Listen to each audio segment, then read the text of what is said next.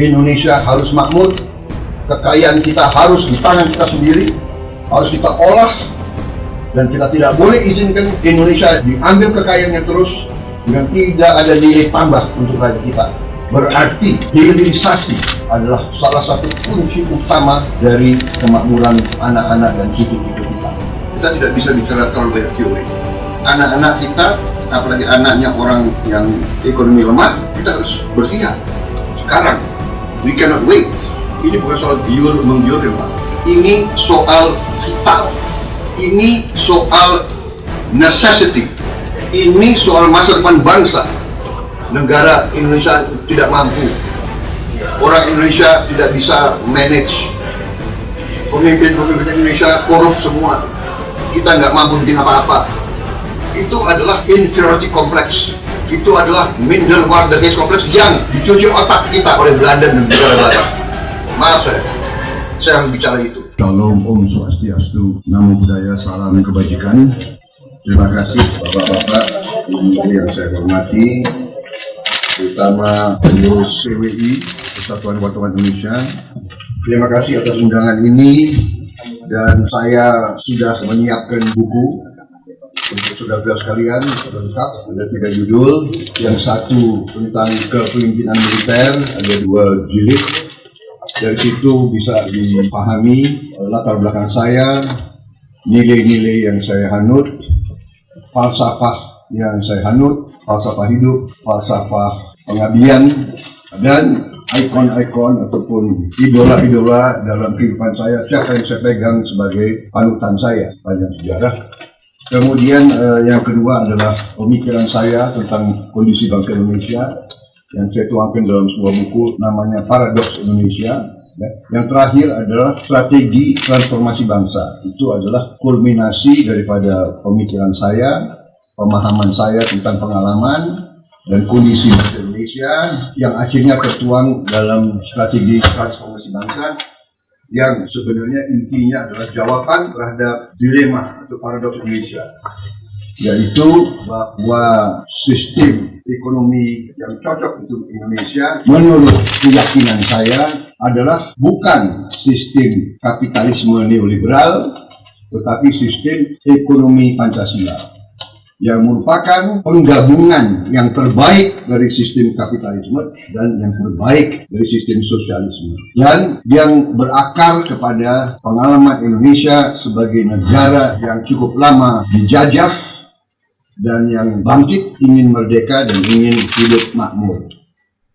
Di situ akan dilihat bahwa yang seharusnya kita anut adalah ekonomi Pancasila, yang tidak lain adalah ekonomi berdasarkan Undang-Undang Dasar 1945, dan di mana sudah sangat jelas cetak biru pembangunan bangsa sudah ada dalam Undang-Undang Dasar 45. Mulai dari pembukaannya, di mana tujuan nasional ditegaskan, kemudian filosofi ekonominya sudah sangat jelas dalam pasal 33 dan 34 Undang-Undang Dasar 45, ya, bahwa ekonomi Indonesia harus berasaskan kekeluargaan. Itu sudah sangat jelas. Saya kira intinya itu, dalam strategi transformasi bangsa, pemahaman keyakinan saya dan tim saya yang sekarang tergabung dalam Koalisi Indonesia Maju adalah bahwa pembangunan suatu bangsa di mana tujuannya adalah untuk mencapai kemerdekaan sejati, yaitu kemerdekaan sejati adalah di mana suatu rakyat, suatu bangsa bisa hidup dengan layak. Kemerdekaan sejati adalah di mana tidak boleh ada kemiskinan, tidak boleh ada kelaparan, tidak boleh ada kurang gizi di antara rakyat kita. Dan pembangunan suatu bangsa itu bukan suatu usaha semacam minum tablet. Suatu pembangunan bangsa, nation building, adalah proses puluhan tahun, bahkan mungkin ratusan tahun. Yang jelas kita sudah 78 tahun menuju 100 tahun, kan begitu. Dengan itu sebagai dasar, berarti kita harus membangun di atas apa yang sudah dibangun terlebih dahulu oleh pemimpin-pemimpin Indonesia dari masa ke masa. Ya. Jadi, apa yang kita nikmati hari ini menurut pemahaman saya, keyakinan saya, adalah hasil dari kepemimpinan zaman Bung Karno, bukan akibat Bung Karno tunggal, Tidak ada pembangunan bangsa yang tergantung satu orang, kan begitu ya. Ada Bung Karno, ada Bung Hatta, ada Bung Syahrir, ada Sudirman, ada banyak tokoh yang berkorban juga banyak, ada Jan Mogot, ada Ngurah Rai, ribuan orang berkorban. Tidak ada generasi itu pembebas, ya kita mungkin tidak seperti ini. Bukan negara yang sebesar Indonesia, yang sekaya Indonesia, kalau bukan pemimpin-pemimpin kita pada zaman era itu, era perjuangan, era proklamasi, dan era perang kemerdekaan dan selanjutnya. Dan sesudah Bung Karno dengan kelebihan dan kekurangannya, apa yang kita miliki harus diakui keberhasilan zamannya kepemimpinannya Pak Soeharto. Tidak dapat dipungkiri, ya kan? Begitu banyak prestasi kita di zaman itu, terutama di bidang ekonomi.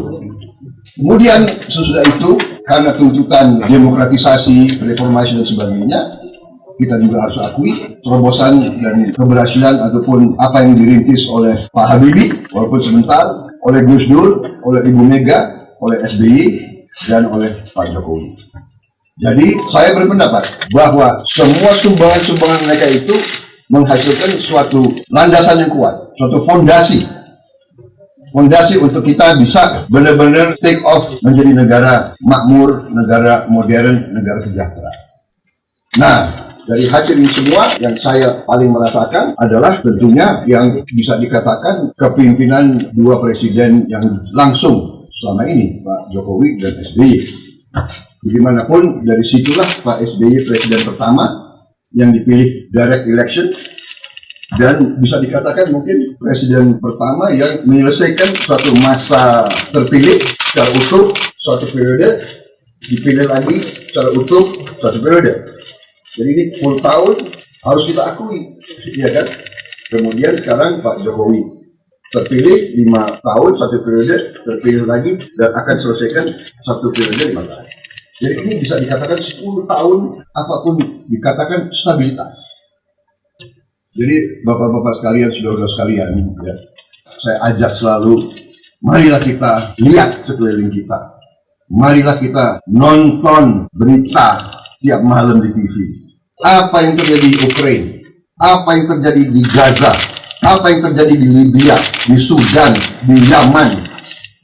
Mari kita lihat apa yang terjadi di Mali, di Chad. Perang, saudara. Dan marilah kita sadar dan bersyukur bahwa akibat kearifan pemimpin-pemimpin kita selama sekian tahun, Indonesia masih seperti kita sekarang. Kita tidak dibom di ibu kota kita. Kita tidak hilang 20.000 warga negara dalam 2 bulan.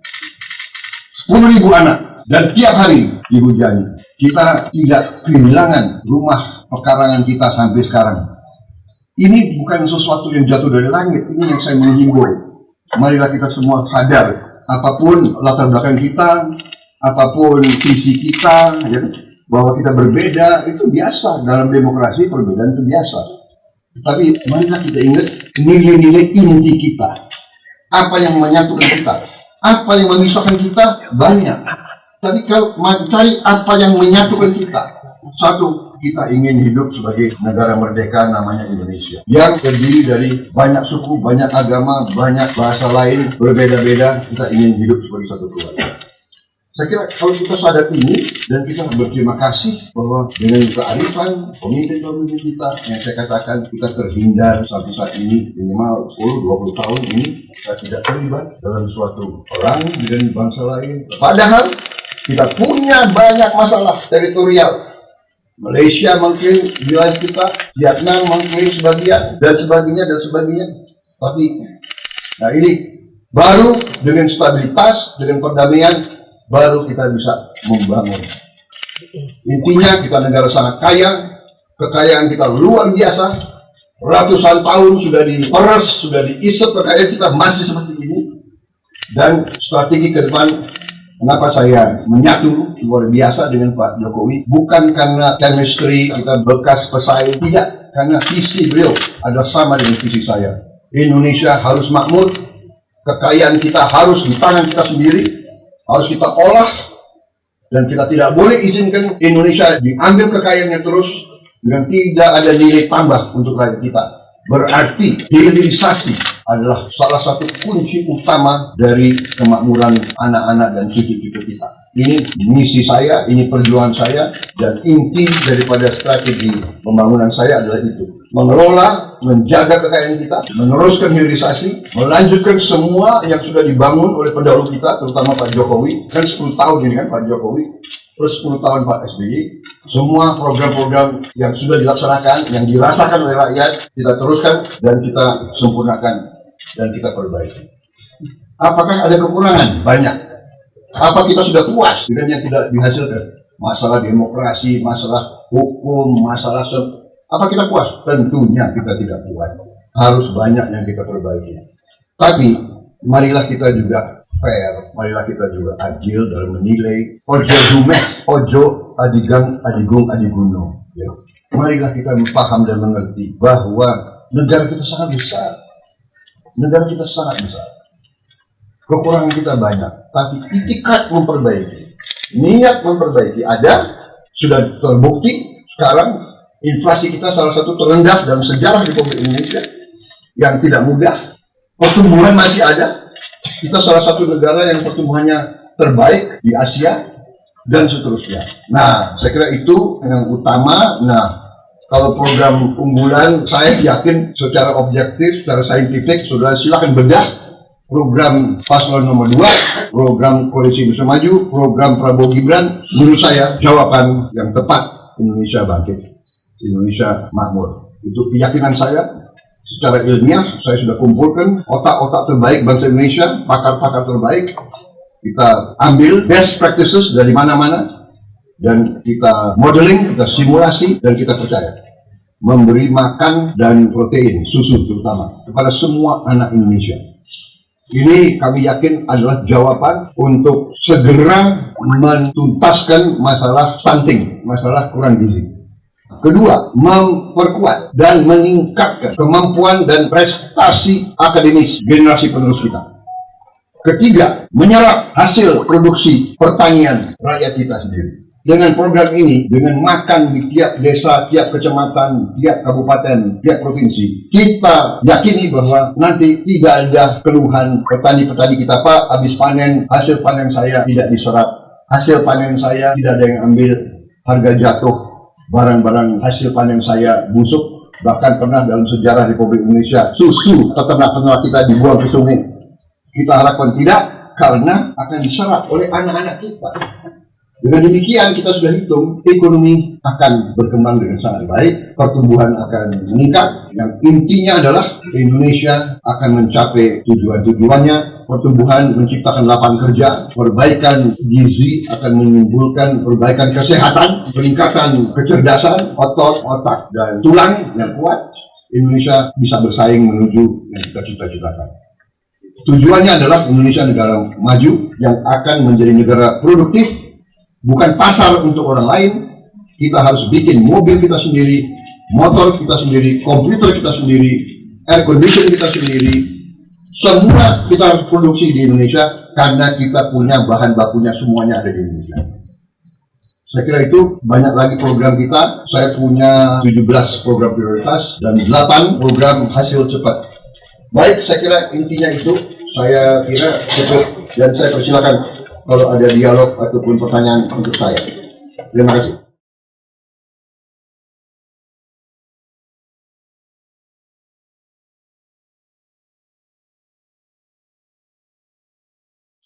Kesetaraan gender ya, kalau saya lihat bahwa Indonesia termasuk yang menurut saya lumayan prestasinya.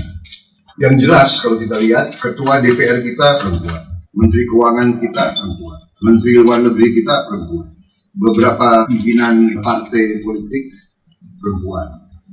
Jadi di Indonesia tidak ada semacam halangan tertutup untuk perempuan meraih prestasi tertinggi.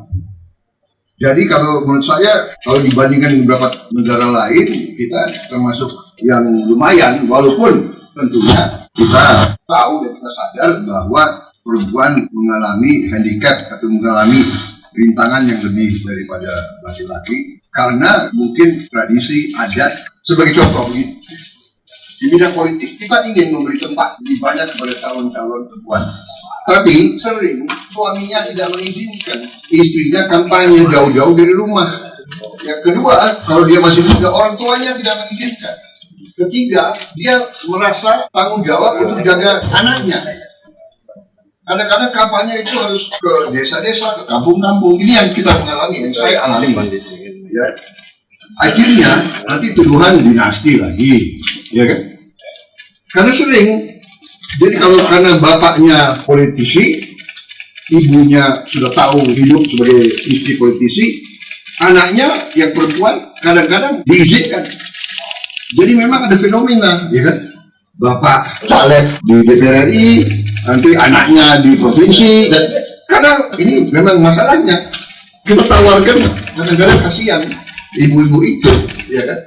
Aduh, saya dilarang oleh suami saya, dan atau dia sendiri yang merasa tanggung jawab sebagai ibu, karena dia merasa saya harus besarkan anak saya dulu sampai anak saya aman. Ini masalah kultural. Tapi bagi kita, saya kira pemimpin bangsa tidak pernah ada masalah dengan perempuan untuk maju. Sebagai contoh, kita pernah punya presiden wanita, tidak ada masalah. Panglima tertinggi kita. Sekarang aja Ketua Komisi 1 Pertahanan suka manggil-manggil saya. Iya kan? Ya, jadi power itu perempuan ternyata banyak power di Indonesia, Bu. Dan kadang-kadang powernya itu ya tidak kelihatan. Jadi kuncinya, Bu, adalah pendidikan. Yang jelas di lembaga-lembaga pendidikan sekarang, yang jelas yang saya bina, kita buka. Asal lulus ujian, asal memenuhi syarat akademis, masuk. Dan sekarang banyak mahasiswi bidang matematika, bidang biologi, kimia, kedokteran, teknik mesin dan sebagainya.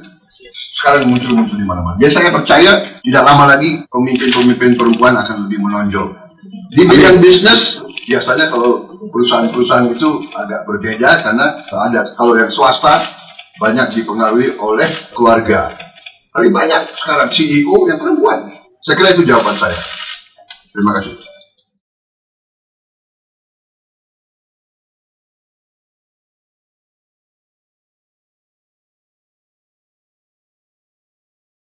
Jadi kalau susu ya, yang paling baik dan paling sehat adalah susu yang tentunya langsung dari sapi.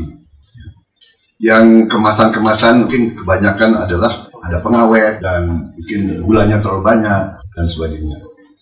Jadi, saudara, masalahnya adalah punya kehendak atau tidak kita kasih susu yang sehat untuk anak-anak kita. Masalahnya itu pertama. Kalau kita punya kehendak, ya kita harus perbanyak kita punya populasi sapi di Indonesia, ya kan?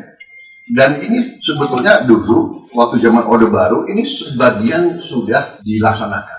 Jadi dulu ada regulasi yang orang-orang banyak tidak suka, orang luar negeri, bahwa ada kewajiban perusahaan-perusahaan yang impor untuk beli susu dari peternak kita. Sampai produksi susu Indonesia dari dalam negeri 50% dari konsumsi. Tapi dengan sistem liberalisasi yang kayak begini, sekarang sudah mungkin produksi dalam negeri bisa tinggal 15%. Karena tidak diwajibkan. Jadi sekarang saya katakan, kita punya will nggak? Kita punya kehendak politik atau tidak? Ya. Kalau kita punya kehendak politik, ya sudah, untuk 1, 2, 3, 4 tahun, kita beli sapinya. Kita kembangkan di Indonesia. Satu sapi dari Brazil sekarang memang jauh, 40 hari, itu harganya $2.500 sampai di Indonesia. Kalau dari India mungkin hanya 20 hari, dan harganya saya kira memadai. India lebih banyak, kita bisa impor. Kita butuh untuk kasih susu ke anak-anak kita, 82 juta anak. Kalau mereka minum 500 cc, kita butuh berarti sekitar 40 juta liter. Berarti kita minimal perlu sapi perah, ya minimal mungkin 2,5 juta. Jadi kita mungkin harus impor 1 juta atau 1,5 juta sapi. Dalam 2 tahun dia akan melahirkan, kita akan punya 3 juta. Kira-kira begitu ya. Kira-kira strategi kita begitu. Jadi ini tidak instan, tapi ada will nggak? punya kehendak nggak? Penting nggak anak-anak kita kasih gizi? Dan kita sudah ada berapa eksperimen dilakukan di sebuah sekolah. Waktu itu dikasih 1 minggu 5 hari kerja, dikasih 3 telur rutin, tiap 2 hari 1 telur. Setelah 6 bulan semua nilai akademisnya naik. Jadi ini terbukti anak-anak kita harus kita intervensi sekarang. Kita tidak bisa bicara teori-teori, ya kan? Kita tidak bisa bicara terlalu banyak teori. Anak-anak kita, apalagi anaknya orang yang ekonomi lemah, kita harus berpihak sekarang. We cannot wait. Itu jawaban saya. Jadi kita sudah hitung semua. Ini bukan soal menggiurkan, Pak. Ini soal vital. Ini soal necessity. Ini soal masa depan bangsa. Kalau Bapak sekarang periksa angka-angka akademis anak-anak kita yang diukur oleh PISA, mungkin kita sedih. Saya dengar, ini tolong dicek. Dalam 1000 universitas terbaik di dunia, nggak tahu ada Universitas Indonesia masuk atau tidak. 1000, ada berapa? Ya tolong dicek kembali. Ya, mudah-mudahan. Dan this is vital necessity, Pak, menurut saya. Ya. Ini keyakinan saya. Ini doable, ini feasible. Memang kelihatan kedengarannya 440 T besar, ya kan? Tadi Indonesia punya kemampuan. Ya sekarang aja APBN kita untuk bantuan sosial itu mendekati 500 triliun. Kemudian anggaran untuk pendidikan itu 600 triliun. Jadi yang saya tanya adalah, kalau kita kasih makan untuk anak-anak kita, ini boleh tergolong bantuan sosial atau tidak? Boleh nggak tergolong bantuan sosial? Yang kedua, ini boleh tergolong pendidikan atau tidak? Kasih makan di sekolah. Belum peningkatan penghasilan kita kalau kita perbaiki sistem penerimaan pajak dan penerimaan non-pajak. Sekarang kita punya tax ratio itu sekitar 12%. Penerimaan revenue dari pajak, cukai dan semua dari itu sekitar, kalau tidak salah saya 12%. Vietnam 18%. Thailand sudah di atas 18%. Tiap 1% meningkat penerimaan negara adalah 15 miliar dolar. Jadi kalau kita bisa sama dengan Vietnam dan Thailand 18%, berarti kita harus naik 6%. 6 kali 15, 90 miliar dolar ekstra. Dan ini sedang dikerjakan pemerintah, komputerisasi dan sebagainya, efisiensi dan sebagainya. Kita bisa kok, Pak. Kita punya potensi luar biasa. Potensi kita luar biasa. Jadi banyak peluang yang ada. Jadi saya sangat optimis bahwa kita mampu untuk membiayai itu. Soal IKN. IKN nilainya kan kedengaran besar, ya, sama kan, 400 triliun, 30 miliar dolar. Apakah 1 tahun? Apakah 5 tahun? Apakah 10 tahun? Sekarang, kalau kita bangun itu dalam 15 tahun, itu kan 1,5 miliar dolar 1 tahun, Pak. Anggaran kita untuk infrastruktur sekarang aja juga mendekati 300 triliun kalau tidak salah dalam APBN yang sekarang, ya. 12 miliar dolar. Apakah IKN bukan infrastruktur? Jadi we can manage it. Kita jangan termakan suatu brainwashing bahwa Indonesia negara miskin, negara Indonesia tidak mampu, orang Indonesia tidak bisa manage, pemimpin-pemimpin Indonesia korup semua, kita nggak mampu bikin apa-apa. Itu adalah inferiority complex. Itu adalah minderwaardigheid complex yang dicuci otak kita oleh Belanda dan negara Barat. Maaf saya harus bicara itu. Saya tidak anti asing. Saya dibesarkan di Barat.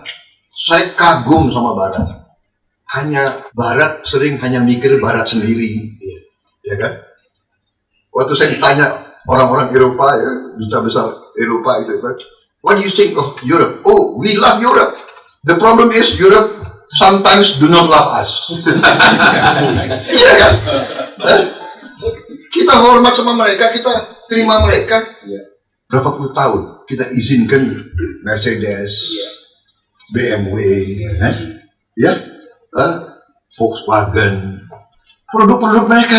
Kita boleh kamu jual kita. Kita mau jual kelapa sawit, nggak boleh. Sekarang mereka persoalkan kopi kita, teh kita. Aduh, bagaimana, ya kan? Habis itu dia bilang nggak bisa karena tanam kopimu rusak hutan. Saya bilang ke mereka, yang suruh kita tanam kopi teh kalian. Londo-londo datang ke kita, ya kan? Suruh tanam kopi, tanam teh, tanam ini semua. Suruh kita rusak hutan kita. Sekarang dia tanya, nggak boleh. Aduh, come on, ya kan? Yang sedih lagi, Jepang. Berapa puluh tahun kita izinkan Toyota, Suzuki, Daihatsu, semua boleh jual kita. Kita mau jual pisang, Mas Malak nggak boleh. Pisang sampai sekarang. Jadi waktu saya ditanya, what free trade, ya kan, duta besar itu free trade. Ya, Anda sekarang larang nikel nggak boleh free trade. Tapi yes, we agree, we want free trade, but we want fair trade. Kita minta yang adil dong. You boleh jual produk kamu yang mahal-mahal, saya mau jual pisang nggak boleh. Saya bilang Indonesia ini 280 juta, kita bukan anak kecil lagi, ya kan? Masa kita suruh jual bahan baku kita murah-murah, boksit kita suruh jual gelondongan, jadi aluminium, jadi mobil, jadi pesawat terbang, jadi televisi, kita beli ke sini, bayarlah 40 kali. Enggak, sekarang bikin pabrik di Indonesia. Kita butuh lapangan kerja. Anak-anak kita punya hak untuk hidup layak. Kita tidak mau jadi bangsa UMR terus. Saya kira itu yang jawab saya. Jadi kita optimis. Masa depan kita gemilang untuk anak-anak kita dan ya kan. Mudah-mudahan kita bisa masih ada melihat Indonesia seperti itu. Itu cita-cita saya.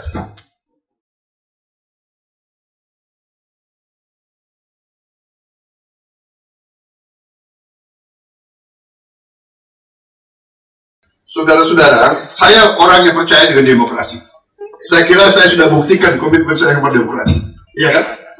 Saya dulu tentara, dulu banyak menuduh saya ini itu mau kudeta, ya kan? Ya, tapi saya tidak kudeta, ya kan? Berkali-kali, nggak tahu muka saya muka kudeta. Tapi tidak, saya percaya demokrasi. Saya ikut proses demokrasi sekian puluh tahun. Saya ikut konvensi di Golkar. Waktu di situ saya lihat beberapa nilai nggak cocok sama saya bikin partai baru dari setapak demi setapak. Saya ikut pemilu sudah keberapa kali? Sekali 2009 sebagai calon wakil presiden Ibu Mega. Habis itu sebagai capres, ya kan? Jadi capres lagi. Sekarang 2 kali kalah, ya kan? Habis itu sekarang keempat kali. Saya percaya dengan proses demokrasi. Elemen dari demokrasi pertama adalah pemilihan umum. Rakyat harus bisa memilih pemimpin. Yang kedua adalah kebebasan pers. Kebebasan pers itu adalah check and balance. Itu untuk mengendalikan si penguasa. Dan dengan kebebasan pers yang dinamis, pers yang kalau keras, kadang sakit hati kita baca, ya. Tapi itu juga mengendalikan kita. Itu memberitahu kita udah something wrong, ada masalah di negara kita, ya kan? Sering dikatakan suatu negara yang persnya kuat tidak ada kelaparan. Itu salah satu, ya. Karena begitu ada kelaparan, semua tahu. Langsung bantu. Kita kalau sekarang ada pers yang kuat, banjir di suatu, kita tahu, ini lagi susah. Ya kan? Ada. Jadi tidak mungkin saya di sini tanpa persnya bebas. Partai saya bisa berkembang karena ada kebebasan pers. Menurut saya pers adalah kan itu situasinya begitu. Dan maaf ya, sekarang saya juga jelek-jelek begini ya, kita punya koran juga. walaupun oblaknya nggak banyak, kadang-kadang saking nggak banyaknya kita bagi-bagi aja. Ada majalah, kan ada televisi. Dan saya ini bagi buku saya sekarang ke bapak-bapak sekarang. Tapi Mungkin karena buku saya kurang cepat laku, jadi saya bagi-bagi aja. Oke. Terima kasih ya. Ya, Pak. Terima kasih semuanya. Ya,